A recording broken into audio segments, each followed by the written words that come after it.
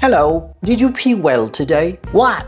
Apparently that's a normal thing to ask now. Because according to the breaking world news, Emma Watson and J.K. Rowling are fighting again about bathrooms.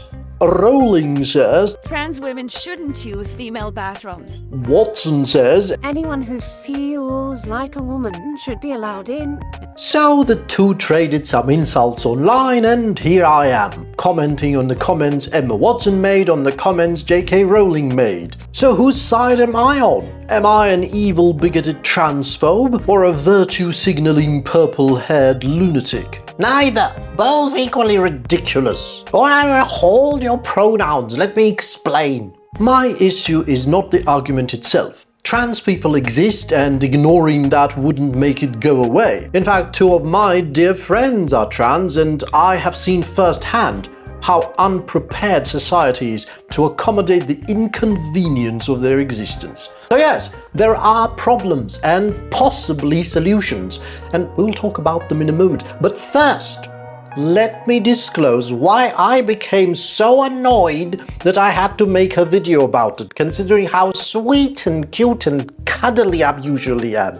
My issue is not the argument. My issue is these two millionaire women preaching to the rest of us from the comfort of their mansions. You two don't get to lecture anyone about life's difficulties. You know nothing about real life. Emma, dear, you are preaching equality while wearing an outfit that costs more than an average person's car. Your idea of a rough day is picking a wrong shade of vegan lip gloss. You wouldn't recognize a normal person's problem if they bit you on the rear of your ethically produced yoga pants. It is easy for you to say anyone who feels female should use female bathroom when you never have to share one with a 2-meter tall bearded man in a floral dress. Safety is easy to gamble on when you are not the one at risk. And you, J.K., you are no better. After all, you did come up with my favorite magical story of all times, which, by the way, beautifully highlights the issues of inequality, and yet you are unwilling to use any of that creativity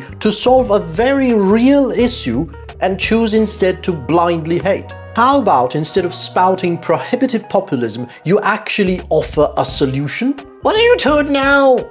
Neither of you have been in a public bathroom in 20 years. So maybe stick to perfume ads, novels, and red carpets and stop fueling hostility about issues you know nothing about. And yes, ow. And yes, I am no better. I criticize both sides. And yes, I am no better. I sit here with my fluffy hair criticizing both sides and offering no solution. But the truth is, no one really knows that one perfect solution. Firstly, we can't just let anyone walk into any bathroom. That's just a recipe for disaster. But we also can't ask people to prove their biological gender at the door. What's next, a bathroom checkpoint with a peen police? And we can't go by looks alone either. Somebody like me could put on a dress and look like an absolute gorgeous queen. But I'm still a man that just happened to look like a beautiful, gorgeous queen.